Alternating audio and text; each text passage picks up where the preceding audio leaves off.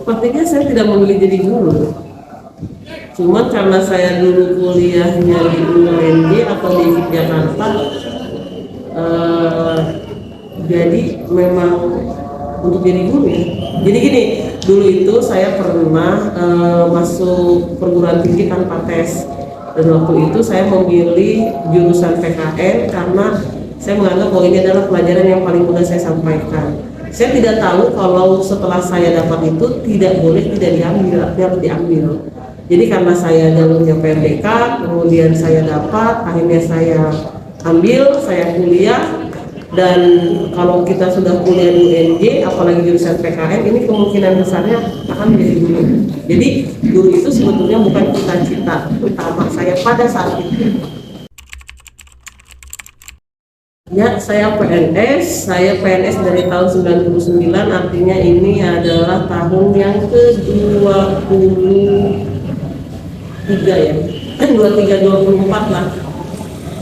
Karena suami saya juga PNS, jadi kan tidak boleh ada tunjangan untuk, jadi PNS itu yang dapat tunjangan itu hanya sendiri, dan saya ikut tunjangan dengan suami. Jadi saya itu disebutnya bujangan. Jadi saya tidak ada tunjangan anak, tidak ada tunjangan suami, jadi hanya saya sendiri. Kalau tidak salah saya golongannya itu 4A, masa kerjanya 20 sekian tahun, gajinya itu kalau nggak salah hanya 4 juta 300 sekian, 364 atau berapa, pokoknya 4 sekian. Dan itu belum ditambah ada tunjangan, namanya tunjangan tambahan, itu kalau tidak salah sekitar 450.000 sebelum dipotong pajak 15%. Kemudian ada lagi tunjangan kinerja, itu ada sekitar 3 juta saja, dan ada tunjangan sertifikasi. Dulu itu mungkin sekitar hampir 4 jutaan ya, 4 jutaan. Jadi kalau di total mungkin kalau itu dalam 1 bulan itu turun bersamaan, berarti 4 tambah 3 tambah 4 berarti sudah 11 juta, kurang lebih 11 juta setengah dalam 1 tahun, dalam 1 bulan. Saya tidak bisa bilang bahwa ini dapat memenuhi ya, karena kalau untuk keuangan itu menurut saya kan bergantung bagaimana kita memilih. Karena saya bukan tipe orang yang sering menghambur-hamburkan uang, dalam arti keperluan saya itu tidak banyak. Rumah saya dekat, jadi tidak ada ongkos khusus. Kemudian saya makan setiap hari pun ketika di sekolah itu kadang-kadang masak, kadang-kadang nanti teman yang bawa. Terus saya juga masih punya suami, jadi kalau untuk saya pribadi sudah lebih dari cukup untuk penghasilan sekian. Mungkin tadi yang sebutin ya, kalau gaji itu hanya 4 juta sekian karena saya tidak ada tunjangan anak dengan tunjangan suami. Kemudian tunjangan dari pemerintah daerah kabupaten, dari pemerintah daerah provinsi Banten itu ada 2. Pertama itu yang disebut tadi TUTA itu tergantung dari jabatan, karena saya wali kelas jadi dapatnya sekitar 450 kalau tidak salah. Kemudian ada tunjangan yang kita sebut dengan TUKIN, itu ada sekitar 3 juta. Dan dari pemerintah pusat itu ada yang tunjangan untuk guru-guru yang sudah bersertifikat, kalau tidak salah itu sekitar 4 jutaan. Pokoknya saya tidak pernah menghitung sih, kurang lebih kalau tidak salah itu sesuai dengan gaji pokok yang mungkin kurang lebih sekitar 4 jutaan. Masalah-masalah sih sebetulnya masalah-masalah standar ya, karena kita berhadapan dengan siswa, artinya siswa itu adalah manusia, pasti permasalahan itu akan selalu ada. Karena saya memahami bahwa setiap orang itu memiliki karakteristik yang tidak sama dengan kita, dan yang paling mudah itu adalah mengendalikan diri kita sendiri. Jadi saya berusaha semaksimal mungkin untuk bisa memahami semua masalah yang terjadi dengan siswa.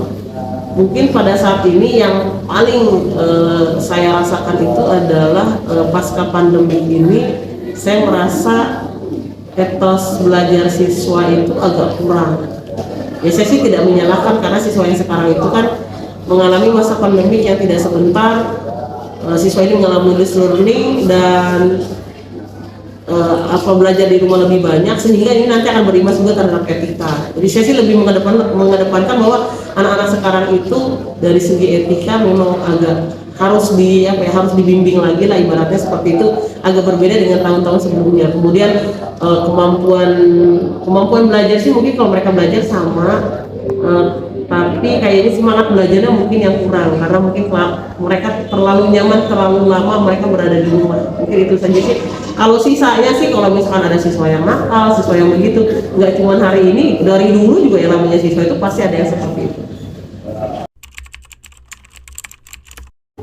Mengajar itu sebetulnya bukan skill saya, bukan passion saya juga. Skill saya itu lebih ke seni, lebih ke pengembangan di otak kanan, lebih ke art ya kalau saya. Sedangkan saya basicnya itu kan latar belakang pendidikan saya PKN. Mungkin skill verbal saya mungkin yang lebih dominan gitu. Jadi ketika saya mengajar itu saya berusaha bagaimana caranya menyampaikan kepada siswa bahwa apa yang kita minati, apa yang kita miliki, apa yang kita gemari, bahkan kemampuan yang kita punya itu tetap bisa dijalankan walaupun kita mengajar tidak sesuai dengan passion kita. Misalkan kayak PKN itu kan nggak mungkin nyanyi kan gitu, tidak mungkin nyanyi, tidak mungkin menggambar, tapi saya bisa mencontohkan bahwa skill menggambar saya itu bisa bisa saya perlihatkan pada saat mengajar, atau misalkan saya ingin melihat bagaimana anak-anak itu dalam membuat catatan, makanya saya itu sering sekali meminta anak-anak untuk membuat rangkuman, kemudian kalau bisa diberi efek misalkan seperti lettering atau kaligrafi, karena dari situ nanti anak-anak akan merasa kalau dia tulisannya rapi di buku itu kan membuat dia semangat untuk belajar. Kalau sebaliknya misalkan anak itu tulisannya banyak yang coret-coret, ya saya yakin anak-anak pasti tidak akan berminat untuk membaca buku tersebut. Makanya kenapa saya selalu menekankan bahwa ketika membuat catatan di buku itu buatlah semenarik mungkin, serapi mungkin, karena itu bisa jadi nanti akan membuat kita pun akan tertarik atau termotivasi untuk membacanya.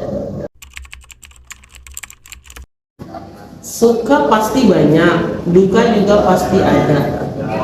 Saya punya prinsip ketika kita melakukan sesuatu yang apakah kita gemari atau tidak, fokuskan pada hasil dari usaha yang kita lakukan tersebut. Saya senang melihat siswa itu ketika apa yang saya arahkan kepada siswa itu siswa lakukan. Apalagi saya melihat siswa-siswa saya menjadi anak-anak yang sukses, anak-anak yang berbakti kepada orang tua, artinya dia bisa menemukan jati dirinya sendiri. Apalagi siswa-siswa tersebut ketika sekolah itu mereka tidak memiliki kemampuan akademik yang bagus.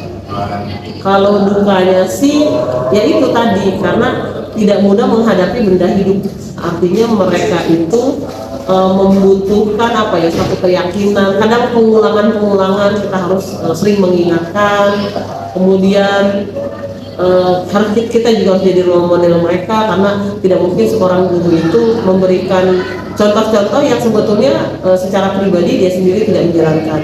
Jadi intinya selama saya menjadi guru itu kalau misalkan di presentasi lebih banyak sisi duka atau sisi sukanya, saya pastikan bahwa saya akan menyebutkan sisi sukanya itu sangat banyak. Saya termasuk guru yang agak kurang percaya dengan siswa ketika misalkan menggunakan beberapa bukan metode sih ya, itu lebih kepada alat bantu. Misalkan dulu saya pernah mencoba misalkan kayak semacam metodenya itu diskusi, atau misalkan presentasi, siswa membuka laptop, siswa membuka HP. Nah di situ ketika saya cek, kadang-kadang siswa tersebut bukan pertanyaan atau jawaban yang diharapkan, tetapi dia malah membuka aplikasi yang lain. Jadi selama ini saya bisa dipastikan saya selalu menggunakan metode yang lama, yaitu biasanya siswa diberikan tugas untuk mencari materi, setelah itu nanti kita bahas bareng-bareng. Dan kalau YouTube itu dulu pernah saya gunakan pada saat daring. Kalau daring memang YouTube, karena ternyata menggunakan video YouTube itu juga akan bermasalah untuk siswa yang memiliki tipe belajar yang visual. Kalau yang audio mungkin seperti saya itu, saya merasa terbantu, atau bolehlah sekali-kali misalkan tetap menggunakan video. Jadi selama ini saya biasanya akan menggunakan metode-metode yang lama, tapi tentunya akan diambil materi-materi yang memang menurut saya memang ini biasanya menggunakan metode pembelajaran yang ceramah, lebih tepatnya sih ceramah bervariasi ya. Jadi belum tentu saya akan menjelaskan, kadang-kadang siswa yang menjelaskan dan siswa tersebut nanti akan saya minta untuk menjelaskan materi yang sedang kita bahas. Untuk pelatihan banyak, bahkan dulu sebelum tahun 2019 atau 2020 sebelum pandemi ya, jadi pelatihan-pelatihan itu banyak, baik itu pelatihan yang offline atau yang luring ya, atau pelatihan yang daring. Dari beberapa pelatihan itu saya ada beberapa yang mengikuti, tapi untuk saat ini kalau menurut saya, kalau misalkan kita mau memperbanyak gitu ya, memperbanyak pengalaman kita tentang metode pembelajaran sih sebetulnya di internet sendiri banyak kalau kita mau belajar. Jadi apalagi di YouTube ya, jadi kita masih bisa melihat oh iya ini adalah metode pembelajaran yang bagus. Jadi sebetulnya sekarang Kemdikbud itu tidak usah terlalu repot mengadakan pelatihan-pelatihan untuk guru-guru, karena banyak guru-guru yang sudah menyediakan channel YouTube-nya itu dengan menampilkan materi-materi plus metode-metode yang dibutuhkan oleh guru-guru. Saya pernah mendengar satu ungkapan, jangan mencintai apa yang kita kerjakan, tapi cintailah apa yang, pokoknya intinya gini, jadi kalau kita mau melakukan sesuatu itu cintailah apa yang akan kita kerjakan tersebut, walaupun mungkin awalnya bisa jadi kita tidak suka. Setelah saya menjadi guru sekian tahun, saya baru menyadar ya, saya mengambil banyak hikmah bahwa ternyata kebahagiaan kita itu seorang guru terkadang tidak hanya berbicara mengenai materi berapa yang kita dapatkan, tetapi ketika kita mendapatkan satu kenyataan bahwa ada siswa-siswa yang berhasil, itu juga merupakan satu kebahagiaan yang mungkin tidak terukur. Nah, karena saya seorang PNS, sudah pasti bahwa masa kerja saya itu akan sampai pada saat usia pensiun saja, jadi sekitar 60 tahun, dan saya tidak menganggap ini pekerjaan jangka panjang ya, mungkin karena memang kontraknya sudah seperti itu. Kalau misalkan nanti setelah saya pensiun kemudian tidak ada aktivitas yang lain, ya mungkin saya tidak akan menggeluti bidang ini lagi, tapi mungkin saya akan menggeluti bidang-bidang lain yang selama ini tidak sempat saya tekuni karena kesibukan saya di dunia pendidikan. Sebetulnya saran itu banyak ya. Yang saya sayangkan itu adalah kurikulum yang dibebankan kepada siswa itu terlalu berat, kemudian tugas yang diberikan kepada guru juga berat juga. Terus terang, kenapa dulu ibu saya semangat sekali meminta saya menjadi guru, karena guru dulu itu kan berangkat jam 7 pagi, masuk jam 7 pagi, kemudian jam 12 siang itu kan sudah ada di rumah. Jadi intinya seorang guru itu akan sangat memungkinkan untuk bisa mengurus rumah dan anak-anaknya, tapi tidak berlaku untuk saat ini, karena guru-guru sekarang itu jam 7 pagi sudah absen, kemudian saya sendiri absen jam 4 sore gitu. Ya apa yang bisa saya lakukan tidak terlalu banyak karena tersisa waktu tinggal sebentar. Jadi saran yang pertama, dikaji ulang mengenai jam belajar, dikaji ulang lagi tentang kurikulum. Bisa tidak dibuatkan satu kurikulum yang tidak terlalu banyak tapi sangat bermakna untuk siswa.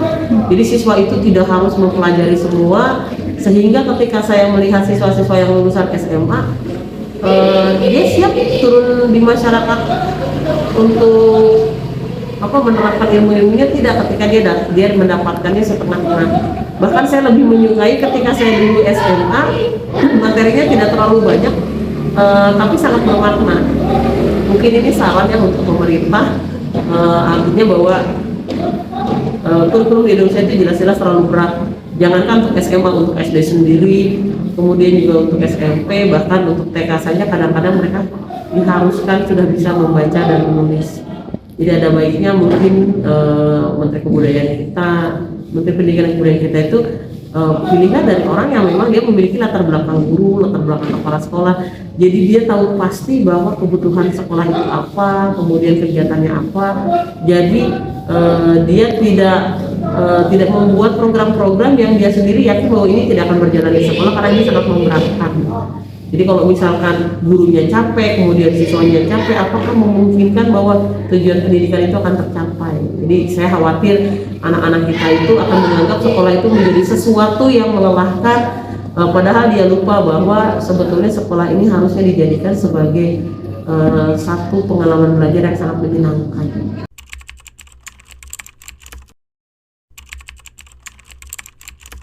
Alasan saya menjadi seorang guru adalah pertama, ya kebetulan kuliahnya saya di jurusan keguruan.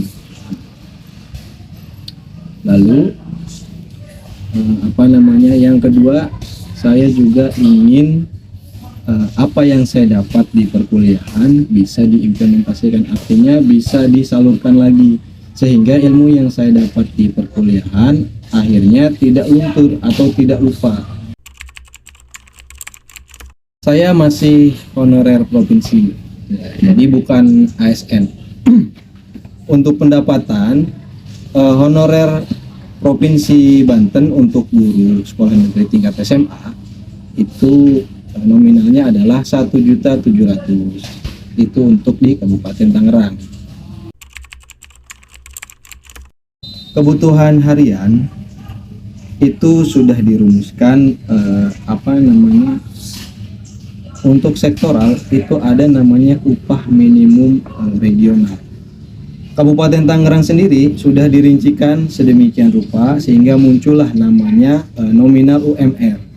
Nah, bagi guru itu menurut saya khususnya honorer itu masih belum mencapai nilai minimal yang dirumuskan oleh pemerintah tersebut. Nah, ini masalah kecukupan. Masing-masing individu kecukupan orang itu berbeda-beda. Jadi cara menyikapinya, pertama ya kita harus mensyukuri apa yang kita dapat. Yang kedua, ya kalau dirasa itu tidak bisa mengcover semua kebutuhan kita pilih dulu kebutuhan mana yang primer, sekunder. Nah, kita potong yang di tersier. Ya, pertama harus bersyukur dulu. Yang kedua, setelah itu baru kita bagi tuh, sehingga bagaimana bisa dengan yang ada kita bisa untuk mencukupi kebutuhan harian kita. Untuk masalah penghasilan bagi guru honorer di sekolah negeri tingkat SMA, selain dia mendapatkan gaji pokok, ada juga yang namanya gaji untuk jam mengajar, dan juga ada tambahan di tugas tambahan, ada fee untuk tugas tambahan seperti wali kelas ataupun yang jadi pembina ekstrakurikuler. Permasalahan seorang guru itu banyak ya. Bisa permasalahan di kelas dengan siswa, bisa permasalahan dengan teman mengajar, bisa permasalahan dengan pimpinan ataupun dengan lingkungan. Nah, salah satu contohnya misalkan di kelas yang menjadi masalah terutama bagi saya yaitu fokus siswa. Kadang ada beberapa siswa yang kurang fokus sehingga mengganggu lingkungan belajar di kelas, akhirnya mengganggu siswa-siswa lain yang fokus belajar. Yang kedua, permasalahan di siswa adalah selain tidak fokus, banyak siswa yang malas, dalam artian bertindaknya lambat. Jadi itu bisa disebabkan karena ketidakfokusan si siswa itu, karena pemikirannya tidak berada di ruang kelas, maka fokusnya akan jadi hilang. Itu contoh kecil masalah yang timbul ketika kita menjadi seorang guru. Pasti perkembangan itu pasti, ya, karena kemajuan teknologi, perkembangan zaman itu akan selalu maju.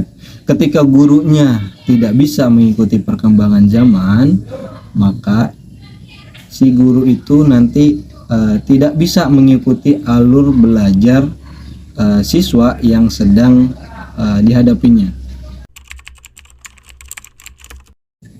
Saya sebetulnya sedikit ada minat untuk menjadi guru setelah saya SMA. Jadi jawabannya ya. Jadi minat untuk mengajar ini tidak 100% dari saya. Awalnya ini adalah minat kedua orang tua saya untuk menjadi guru. Kebetulan pada saat mereka ingin menjadi guru, mereka tidak bisa melanjutkan jenjang pendidikan sebagai bekal untuk menjadi guru. Akhirnya cita-cita ini diwariskan ke anaknya, yaitu saya. Akhirnya setelah itu saya membulatkan tekad untuk menjadi guru. Suka duka menjadi seorang guru. Ini kita bicara duka dulu aja kali ya. Pengalaman saya pribadi sebagai guru honorer negeri di tingkat SMA, mungkin menurut saya ini duka bagi saya, yaitu adalah ketidaktepatan pada penggajian. Itu menurut saya sebagai salah satu duka menjadi seorang guru. Kalau sukanya menjadi seorang guru tuh kita akan selalu terbawa muda. Karena kan kita selalu bergaul dengan anak-anak usia 14 sampai 17. Jadi vibes-nya masih terasa muda, walaupun ternyata umur kita sudah jauh di atas mereka. Seperti itu. Bisa dua-duanya. Jadi selama ini yang saya gunakan adalah menggali potensi anak untuk bisa mencapai pemahaman tentang materi yang sedang dipelajari. Dan saya menyarankan kepada siswa yang ada di kelas saya, kalau untuk sumber belajar kalian bebas mau di mana aja. Bisa itu dari buku, bisa dari media elektronik, kan? Ataupun di manapun kalian bisa mengambil apa yang bisa kalian bawa ke kelas. Seorang guru itu harus selalu berkembang. Itu modal seorang guru. Kalau seorang guru berhenti belajar, maka menurut saya dia tidak akan bisa memberikan pengajaran maupun pendidikan kepada peserta didik yang nanti peserta didik selanjutnya di masa yang akan datang. Nah, untuk pelatihan sendiri, beberapa waktu belakangan ini Mas Nadiem, Menteri Pendidikan, banyak mengeluarkan terobosan-terobosan untuk pelatihan. Di antaranya ada guru berbagi dan guru belajar. Nah, di seri guru berbagi dan guru belajar itu masih ada sub-sub pelatihannya.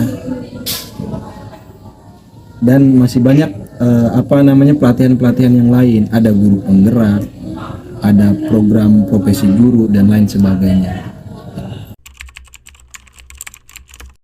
Menjadi guru menurut saya ini adalah akan menjadi profesi saya dalam jangka yang sangat panjang. Tapi bukan berarti saya harus menjadi guru di instansi sekolah saja. Jangka panjang maksud saya ini, walaupun nanti saya sudah tidak mengajar di sekolah formal, mungkin saya akan tetap menjadi guru di sekolah non formal atau di sekolah informal. yang masih dalam ranah pendidikan seperti itu. Menurut saya salah satu faktor yang bisa memajukan pendidikan di Indonesia, yaitu sejahterakan gurunya. Satu, dan masih banyak hal yang lain. Tapi nomor satu, sejahterakan gurunya.